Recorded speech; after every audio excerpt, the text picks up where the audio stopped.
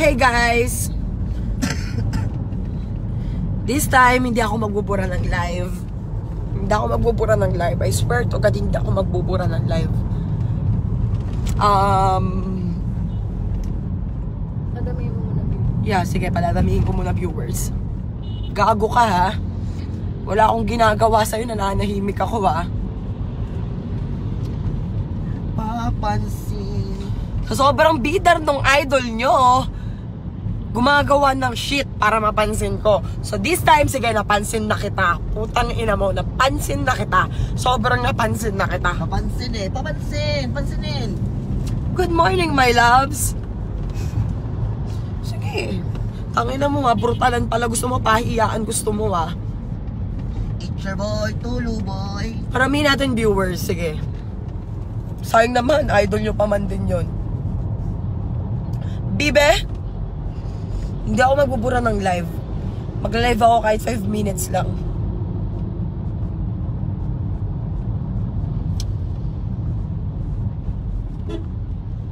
Wag na muna kayo mag-shoutout. Pakinggan nyo muna yung sasabihin ko.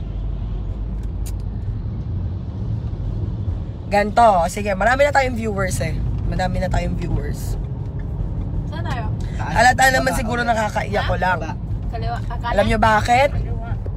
Kasi yung idol nyo si Skastak Lee, nando doon sa lugar kung nasan ako. And then, siguro matagal. Nagsayaw kami ng ate ko Alex. Nagsayaw kami. Wala akong ginagawa. Hindi ako nagpapansin sa kanya. Never ako nagpapansin sa kanya. Kasi wala naman akong pakialam eh. Siya nga to nagmamakaawa sa akin eh. Kinukulit niya ako na gusto niya ako makita, gusto niya ako makausap. Like, yo, ba't kita kakausapin? Niloko mo ko. Hindi lang 40 times na niloko mo ko sa iba't ibang babae, pero niloko mo pa rin ako. Okay? Sobrang bait ko, kinimkim ko. Kasi hindi ako pumapatol sa mga taong pariwara na yung buhay. Pariwara na yung buhay niya eh. Bakit ko papatulan? Tingin nyo guys, bakit ko siya papatulan? Diba? Wala namang reason para patulan ko. Pinalaki ako ng magulang ko na marunong rumispeto sa kapwa-tao ko. Pero itong gagon to, nasa urban siya. Wala akong ginawa. Papansin siya na papansin. Wala akong ginawa. As in, wala akong ginawa. Kasi hindi ko na siya dapat pansinin. I'm good. Naka-move on na ako eh. As in, parang, ano pa bang shit mo? Bakit kailangan mo ko gantuhin? Ito na. Nasa labas ako, nag-yosi ako with his friend named Najela. Friend nung ex-girlfriend niya na fina-follow ko sa IG, na finalo ko rin. Finalo ba ko? Tapos natuwa sa akin kasi nga alam nung tao na totoong tao ako. Finalo ba ko? Nakita ko na minention niya ako sa story niya. Pagka-mention sa akin doon sa story niya, syempre natuwa ako. Sabi ko, andito ka pala ate, saan ka? Nakita kami sa labas. Nag-yosi kami sa labas. Ang daming lumalapit sa akin na sinasabing sumisigaw daw dun si Daryl na pokpok ako. Eto na. Sino nakarinig? Ako. Ami. Hindi porket karamay ko to. Eto na yung pakikinggan ko. Lahat, ultimo bouncer at may-ari ng club. Iisa sinasabi. Sinisigaw ni Daryl Borja Ruiz, aka Skastak Lee, na pokpok ako. Nasa labas ako. Lumapit yung best friend kong bakla. Zainab, halika dito. Bilisan mo. Ayaw kong umalis kasi may kausap ako. Pero kinausap ako na maayos. Okay. Sabi ko, ano ba yon? Sumisigaw doon si Daryl na pokpok ka daw. Oh, pokpok ako? Kailan? Saan tayo? Dito, kaliwa. Pagkasigaw niya doon, lumapit ako. Paglapit ko, umakit ako. Nasa taas sila eh. Nasa baba ako. Stay on the right. Right ka lang, Ted. Right lang? Left pala, left. Left. Sumisigaw siya ng pokpok ako. Okay, pokpok ako ha. Sige. Paglapit ko sa kanya, sinong nagsasabi ditong pokpok ako? Sagot niya, no one. No one! Ulol. No one. Tinuloy ko. Sinumbat ko lahat sa kanya ng dapat ko isumbat. Hindi ako nagsalita kasi mabait akong tao. Hindi ako nagpapa-fame. Wala akong pakialam kung sinong gusto ako sa hindi ako gusto. Wala akong pakialam. Pero putang ina,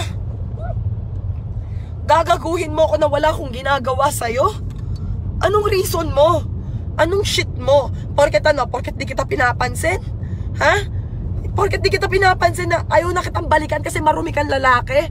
Sabi niya, pokpok ako. Binalik ko sa kanya ngayon. Sinong pokpok sa atin ngayon? Sino ba talaga yung pokpok sa atin ngayon? Babae ako. Karaniwang tinatawag na babae, pokpok. Pero siya, literal, pokpok na lalaki yon. Hindi ko buburahin tong live na to. I swear to God, hindi ko buburahin. Wala akong pakialam kung mag-viral o hindi. Wala akong pakialam kung malaman ng lahat o hindi. Wala akong pakialam. Basta mapagtanggol ko yung sarili ko. Gago eh. Gago yung idol nyo. Literal na gago. Wala akong ginagawa. Di ba sana kung may ginawa ako eh. Kung may ginawa ako, acceptable pa yun eh. Kaya lang hindi eh. Wala akong ginawa. Bakit kailangan mo ako ganunin? Di ba? Hindi ako bad mood, guys. Hindi ako bad mood. Sobrang all good. I'm good. Literal lang, I'm good. Nag-e-enjoy ako. Nag-aayos ako sa sarili ko kahit na nandoon siya. Siya yung papansin na papansin. Wala akong ginagawa. Hindi mo nga siya pinapansin eh. Yun nga eh. Yun nga yung masama eh. Hindi ko siya pinapansin. Bakit kailangan mo magganon? Para mapansin. Ano pa po? Sa sobrang paymore ng idol nyo, naghiwalay kami nung ex-boyfriend ko dahil sa kanya. Dahil sa in-upload niyang video na alam niyang may boyfriend na ako pero hindi niya nilalabas yung mga puta niyang babae. I swear to God, ilalabas ko lahat ng hawak kong ngayon. Lahat ng hawak kong ngayon. Ultimo lahat ng conversation nila, ilalabas ko para malaman niyo kung sino talaga yung nagsasabi na totoo sa hindi. Wala akong pakialam kahit masira ultimo pangalan ko kasi wala akong ginawang masama. Wala akong ginawang masama. Binigay ko lahat sa kanya. Tangina, pokpok ako? Sino ba naging sugar mommy sa atin? Tangina. Ultimo nga ilibre ako ng pagkain, di mo nagawa eh. Tangina mo, pagbabayad ng kondo mo sa akin mo inasa. Oh, lahat ng luho mo binigay ko para lang magstay ka, para di mo ako lokohin. Pero nung ginawa mo, makakakala niya sa ginagawa niya, balikan ka niya. Ay, balikan mo siya. Ah! Hindi ko siya babalikan kasi ganun siya kagago. Ganun siya kagago. Gusto niya nga ako balikan, tama yon. Sinabi niya, gusto ka lang niya balikan, idol. Totoo yon. Gusto niya akong balikan kaya ginaganto niya ako. Na which is tama na. Paulit-ulit ko sinasabi sa kanya na wag mo akong pipikunin. Wag mo akong pipikunin. Kasi pag pinikun mo ako, mapapahiya ka talaga. Ayoko mandamay ng tao pero madadamay pati grupo mo sa ginagawa mo. Lubog ka na nga eh. Mandadamay ka pa ng tao. Diba? Ganun kagago yung idol nyo. Idol nyo yon. Gusto nyo tularan? Ha? Alam ko hindi ako perfectong tao. Hindi ko pinipilit paniwalaan nyo ako. Hindi ko pinipilit na pakinggan nyo yung side ko. Pero gago yan. Literal na gago yan. Hindi ako magla-live ng ganito kung hindi niya ako sinagad. Nananahimik ako. Sasabihan mo akong pokpok ako dahil di kita pinapansin. Putang ina mo, Skastakli. Putang ina mo, Daryl Borja Ruiz. Wala akong pakialam kung kahit kanino ka pa nang galing. Marespeto ako sa magulang mo, pero wala akong pakialam. Hindi ka marunong rumespeto sa kapwa mo tao. Kaliwa pa rin, te. Right ka lang, te. Hindi ka marunong rumespeto sa kapwa mo tao. Ang gusto kong ngayon mangyari, pabagsakin ka. Kasi binagsak mo ako. Sinira mo yung buhay ko. Nag-aaral ako. Tumigil ako sa pag-aaral para mabantayan ka. Para hindi mo na ako lokohin. Anong ginawa mo? Ginawa mo pa rin. Wala kang ibang ginawa kundi saktan ako. Mapapisikal o kritikal. Putang ina, guys. Yung gagong yan. Nananakit siyang pisikal. Tang ina. Ilang pasa yung nakita ng magulang ko sa akin na ginawa niya. Ilang beses niya ako sinaktan. Nananakit ako. Kritikal. I mean, seriously, nananakit ako. Seryoso yun. Sa sobrang gigil ko sa kanya.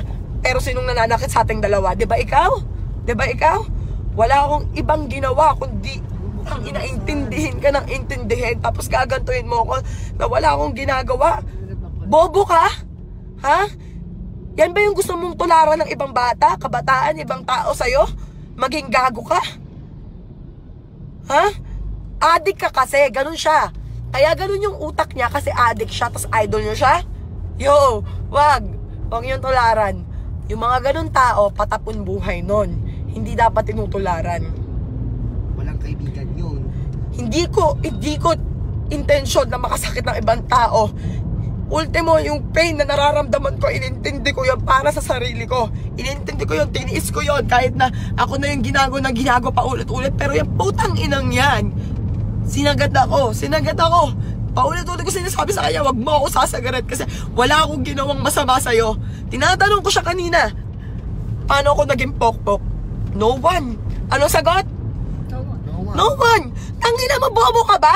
Anong no one pinagsasabi mo? Ikaw nga nagsisigaw na pokpok ako. Pokpok na po. Okay? By the way, balita ko lang ha. Ban siya sa Urban QC ngayon dahil sa ginawa niya. Elements ako ng Urban QC, narinig lahat ng tao kung paano niya pinaglandakan na pokpok ako na wala naman akong ginawa. Kung hindi, maging masaya. Masama bang maging masaya? Ha? Masama bang deadmahin yung shit niya? Masama ba yun? Kasi feeling ko hindi eh. Dinedma lang kita kasi sinaktan mo ko eh. Sinira mo na yung buhay ko eh. Stay right. Diba? Right? Yeah. Diba? Tapos sisirain mo uli ako? Nananahimik na ako. By the way, kakachat niya lang sa akin kanina. Kagabi lang. Oy, gusto kita makita, gusto kita makausap. Sinisin ko siya ng paulit-ulit. Kasi umaasa daw siya na magkakaayos kami. Umaasa daw siya na magiging okay kami. Tinatanong niya maigi sa akin kung mahal ko pa rin daw siya. Paano mo mamahalin yung ganong klase ng tao? Paano mo mamahalin yung ganong klase ng tao? Kung ganon siya kagago. 'Di ba? Wala akong pakialam. Nag-live ako ngayon, hindi video ginawa ko kasi alam ko mas maraming nanonood. Lahat ng taong nakarinig na pinahiya niya ako kanina, hindi totoo yun. Hindi ko kailangan maniwala kayo sa akin. Hindi ko kailangan pilitin yung sarili ko na paniwalaan niyo ako. Kundi, makinig kayo kung ano talaga yung tama. Kasi, hindi porket ganun yung image niya, paniniwalaan niyo na siya. Hindi ganun yun. Ano yung image niya? Image niyang ano, adik? Adik? Kung may pinagsisisihan ako sa buhay ko ngayon, yun yung pinatulan ko siya. Yun yung minahal ko siya, yun yung ginawa ko lahat para sa kanya, yun lang. Wala ko ibang pagsisisihan sa buhay ko ngayon. Nawala sa akin lahat. Pamilya ko, tiwala ng pamilya ko, pag-aaral ko, pangalan ko na, yung pangalan ko, yung image ko dati, ang ina, sign na tumutulong lang yan dati, kaya nakilala yan. Walang ibang ginawa yan kundi magbigay sa tao. Na hanggang ngayon ginagawa ko pero nawala yun. Natabunan. Naging pokpok ako, naging bitch ako, na naging pasikat ako. Hindi totoo yun. Hindi totoo yun. Nalaman naman nila yan eh. Kung makikilala nyo kung ano yung totoong ako, putang ina. Baka, lahat sila, putang ina, gustong-gusto nila saktan si Daryl kanina. Skastakli, putang ina mo. Putang ina mo. Tang ina mo. Alam ko nakainom ako ngayon, inatake ako ng asthma. Lahat, nawalan ako ng malay. Dahil sa kanya yun, Putang ina niya. Ay, tang ina niya. Walang kwentang tao na hindi naman dapat tinutularan pero nagpapa-cool kid. Syempre, skastakli ako eh. Basura ugali. Alam ng lahat yan. Alam ng lahat kung gaano siya kagago.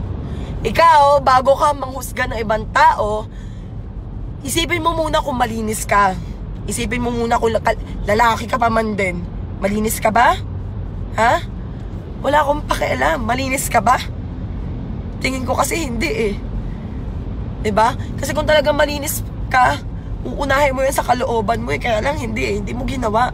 Wala kang ibang ginawa kundi man-judge ng tao. Wala kang ibang ginawa kundi man-down ng ibang tao. Wala kang ginawa kundi manggago ng tao. Wala kang ginawa kundi manloko ng babae. At wala kang ginawa kundi hindi rumispeto sa kapwa mo. Ganun ka kayabang. Ganun ka kataas.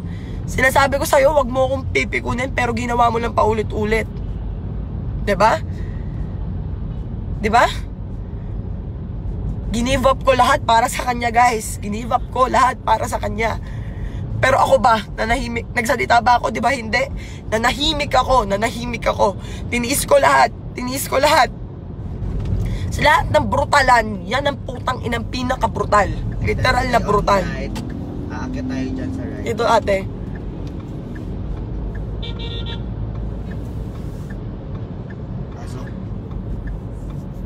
Hindi ako nakipagbalikan sa kanya. Actually, ilang beses ko siyang tinanggap nung una kasi mahal na mahal ko siya eh. 'Di ba? Pero tiniis ko. Nilunok ko yung pride ko, nilunok ko yung respeto ko sa sarili ko. Yun yung sinasabi ko na walan ako ng respeto sa sarili ko dahil sa kanya.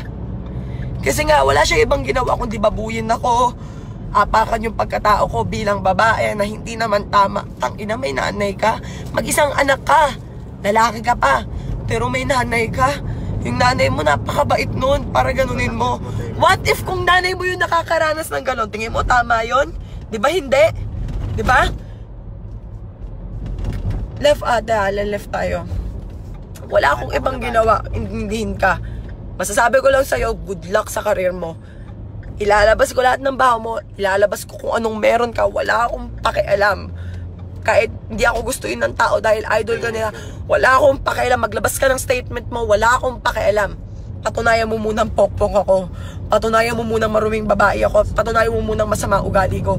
Kasi wala akong pinakita sa'yo yung masama yung ugali ko. Wala akong pinakita sa'yo na para ganunin mo ko. Tangina, babae ako. Kahit nga hindi na lang babae, respeto na lang bilang tao. 'Di ba? Respetuhin mo na lang ako bilang tao. Kaya lang hindi. Sa sobrang taas mo, feeling mo, kaya mo lahat. Na hindi naman tama. Hindi tama, bro. Makikipagbalikan ka na lang, dapat ang ginagawa mo, ayusin mo. Ayusin mo yung buhay mo, ipakita mo deserving kang balikan. Kaya lang hindi eh. Pinakita mo sa akin, brutal ka, talagang gago ka. Ganon ka ka-brutal.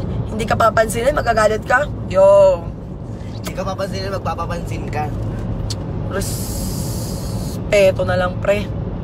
Masyado kang desperado eh. Hindi lang sa akin, pati sa ibang babae. Ma-fuck mo lang, pipilitin mo. Diba? Diba? Ganun ka. Kahit sobrang dugyot ang babae, pagpapalit mo yung taong mahal ka. Pagpapalit mo yung taong minahal ka ng sobra, pagpapalit mo yung taong inaalagaan at may pakialam sa'yo. Para lang sa sarili mo. Sa sobrang fuckboy mo, kailangan mo na magpa-check up. Kailangan mo uminom ng gamot, pre. Yun lang masasabi ko. I have to go kasi wala na akong oras sa'yo. Ilalabas ko lahat ng baho mo. That's it! Bye. Love! Bye, bitch! Fuck you!